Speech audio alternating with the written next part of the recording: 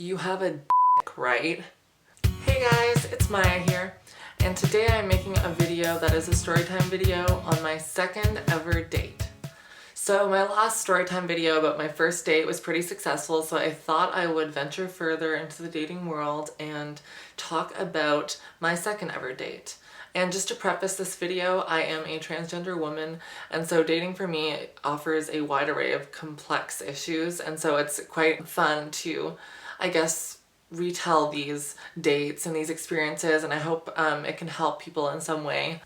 So a couple months ago, around half a year ago I'd say, I started using the app Tinder, which I guess is notorious for hookups. That's not why I was using it. I was just using it to meet people and to really just like see what the app was all about. So I met this guy on Tinder who was 26, and the thing that really initially drew me to him was that he said he was fine with me being trans. And in my Tinder bio, I have that I'm transgender, and I have the rainbow hearts beside it. It's very noticeable, very visual, and that's one of the things that I like about Tinder, is that I can kind of preface my transgender identity without having to tell someone in a bar or do any of those other more awkward encounters. So that's why I like using Tinder. I think it creates a easier transaction between information.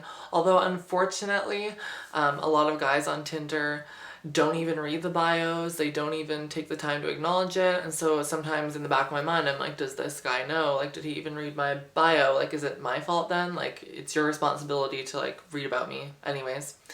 So this guy that I met was 26, and he said he didn't care that I was trans and that he was down to meet me, whatever. And I explicitly laid out my plans for Tinder. I was like, hey, I'm not looking to hook up or anything. I just want to meet cool people. I would love to meet you. Maybe we can go to a bar or something and like grab some drinks and some pub food or whatever. I don't know.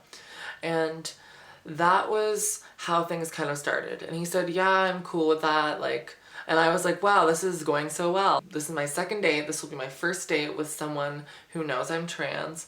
And so I've never really had this experience before. So I kind of liked that there wasn't any kind of feeling like I was keeping a secret, which is something that a lot of you guys commented on in my last video, saying that I should have told him I was trans right away or whatever.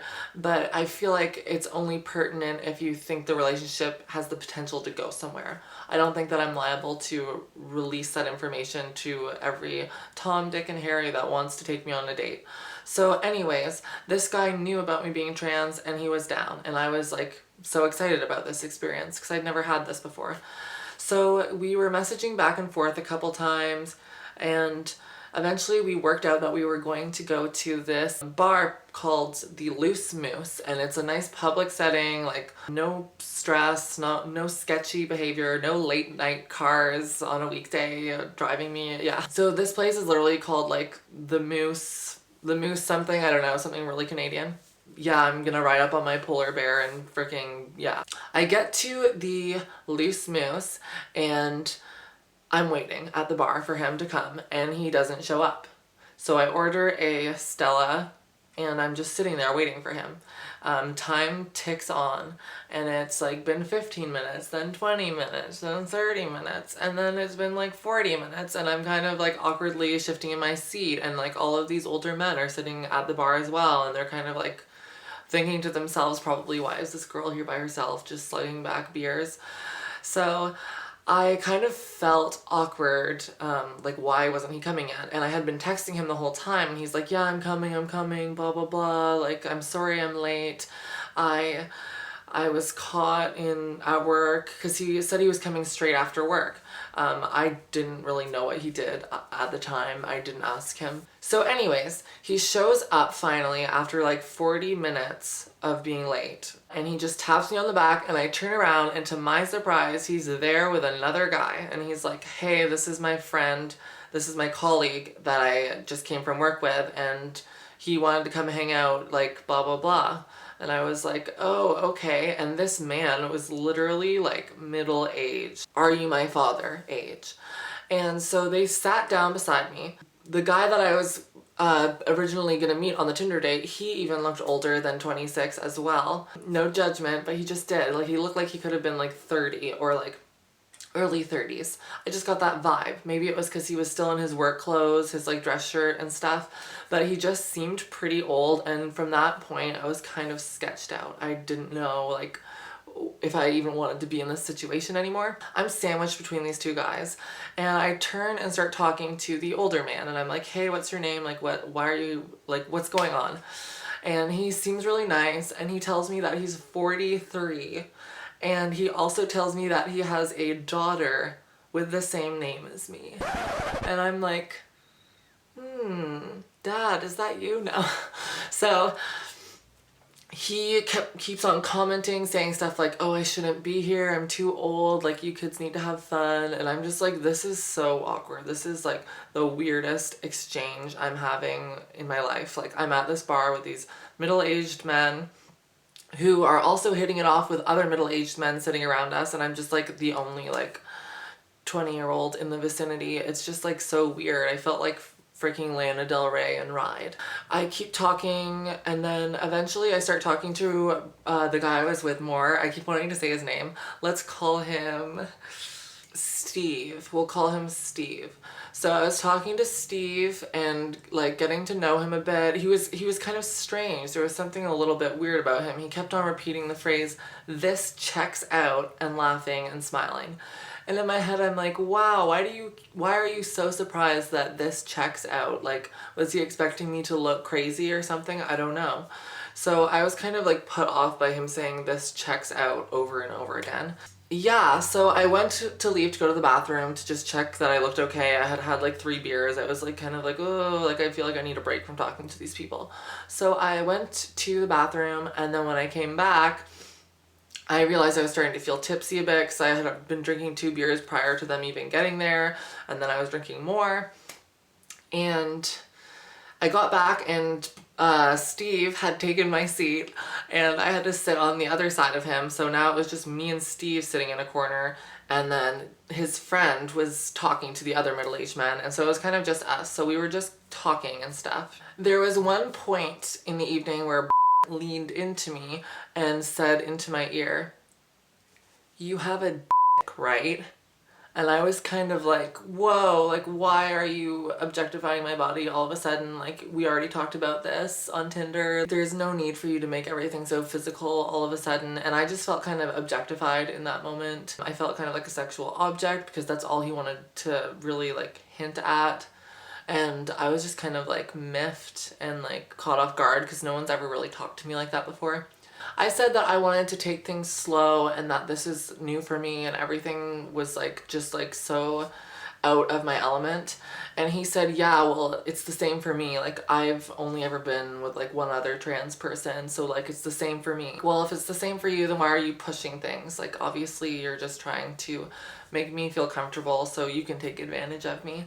So we're talking, and then he starts using pickup lines just off the bat, saying, so like, where are we going to be making pancakes tomorrow morning? My place or yours? Just all of these like really overt sexual pickup lines. And I'm just like, you know the context of me being here. I don't want to sleep with you. Like, that's not what this is about. I just want to talk to you. And he kept on using those kind of pickup lines, which like ultimately I was just like, hey, I'm done. Like, I'm not into this. And at one point he like leaned into me and was like, I want to take advantage of you. Ladies and gentlemen, I want to take advantage of you. So right there I was like, okay, this needs to end like ASAP. I talked to him a little bit more. I felt bad because he was buying my beers and like he kept buying me alcohol. At one point he said, I'm gonna keep buying you drinks and then I'll ask you again. So just like very kind of like predatory style behavior. He wasn't like super unattractive or anything to me. Like, I was like mildly attracted to him, but that just wasn't the point. Like, I didn't want this encounter. Like, this wasn't why I was here. So eventually his friend left, and as soon as his friend left, I knew it was my cue to go because things were only gonna get more intense. So I told Steve that I was going to leave and that I had a good time and I'd message him later, yada yada yada. And he said that he didn't want me to go. He said, you can't go unless you kiss me on the cheek. And I was like kind of like drunk at that point, because not only did I have a bunch of beers, but when Steve had got there, him and his friend forced me to take Sambuca shots because I don't know why. So I had to do shots as well with them, even though I refused and they forced me. It was like so annoying. So I was feeling kind of tipsy and I was kind of thinking to myself, he wants a kiss on the cheek and then I'll go and then that'll be the end of it. Like, fine, whatever. So I lean in to kiss him on the cheek and then he turns his face just as I'm about to kiss him on the cheek, and so the kiss is on the lips and I'm like, this is so weird. I can't. So I immediately packed up my shit, zipped up my coat and was like, I'm done with this in my head. I'm like, goodbye, Steve. Have a great evening. It was nice to meet you. I'll message you later. Bam. And I like booked it out of there. I didn't even wait for him to like pick up his stuff. I just kind of like sauntered out drunkenly. I was like, whoa. So that was my second ever date. It was definitely an interesting experience. Yeah, it's hard to remember all the details because it did happen in January, which was a couple months ago, but that's pretty much the gist of it. And I guess the lesson I learned there is that even though someone claims to understand that you don't want to hook up, it doesn't mean that they're not going to try. It was, I don't know, it was a strange experience. I felt really strange because I was with these older men, and so I hope you found this story kind of interesting, and I will talk to you guys again soon. Don't be afraid to comment, rate, and subscribe, and I hope you have a great rest of your week. Bye!